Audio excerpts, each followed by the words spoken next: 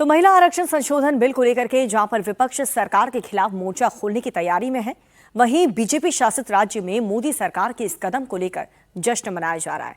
महिला आरक्षण संशोधन बिल के मुद्दे पर विपक्ष के विरोध पर मध्य प्रदेश के सीएम मोहन यादव ने निशाना साधा। मोहन यादव ने कहा कि विपक्ष बिल के विरोध की कीमत चुकाएगा। इस वक्त कांग्रेस की टाइमिंग खराब चल रही है। विपक्ष को अपनी बात इस संसद में कहनी चाहिए, लेकिन विपक्ष बस हंगामा कर रहा है। सीएम मोहन यादव से खास बातचीत की इंडिया टीवी संवाददाता अनुराग अमिताभ ने।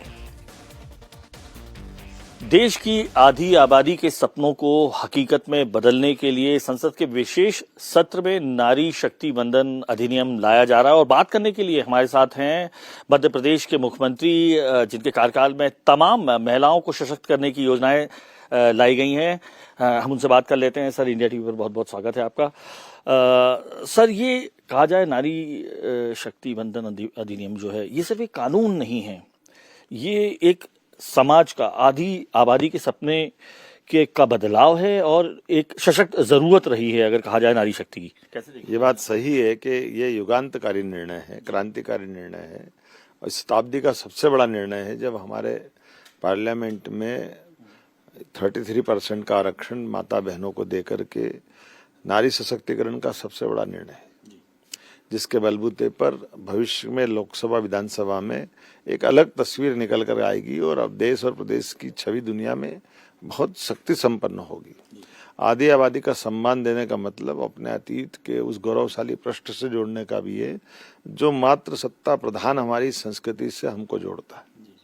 सर, निश्चित तौर पे 21वीं शताब्दी में कहा जाए, जैसा कि आपने कहा, अपने आप में एक बहुत बड़ा निर्णय है और नारी शक्ति के लिए एक बेहद जरूरी कदम भी रहा है।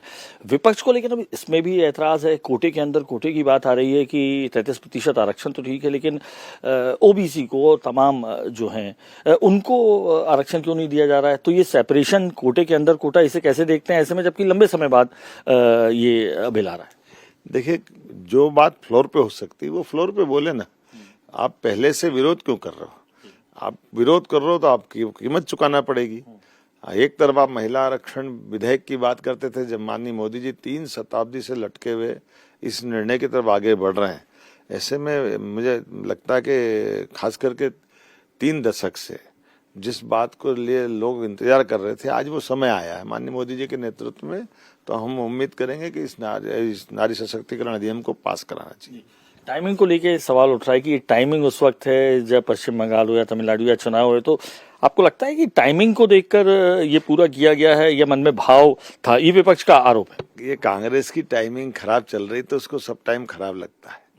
कांग्रेस के हाथ से सत्ता चली गई और कांग्रेस हमेशा सत्ता के ढूंढने के लिए मछली को बलिया से फंसाने का रास्ता ढूंढते हैं, ऐसे कांग्रेस वो अवसर ढूंढ रही है। कांग्रेस को ये अवसर मिलने वाला नहीं, जनता मोदी जी के साथ है।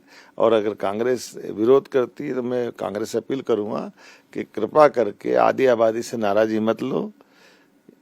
इस नाराजी के कारण से आपको भारी कीमत चुकाना पड़ेगी। भारी कीमत चुकाने की बात कर रहे हैं, वो ये कह रहे हैं कि जनगणना और परिसीमन है, इसमें भी चालाकी की गई है। खड़गे जी कहते हैं कि एक पूरा जो रूपरेखा नची गई है, जनगणना, परिसीमन, इसको कैसे देखते हैं? इस पर विवाद आपको लगता है जरूरी था, क्योंकि 2011 के हिसाब से हो, किस हिसाब से हो, ये एक बड़ा सवाल सामने। मैंने फिर कहा कि कांग्रेस ने अपने विश्वास की जमीन खोई है और कांग्रेस को हर वो चीज जिस कारण से जनता पे प्रसन्नता का अवसर आएगा, कांग्रेस उसको शंका की निगाह से देखती है।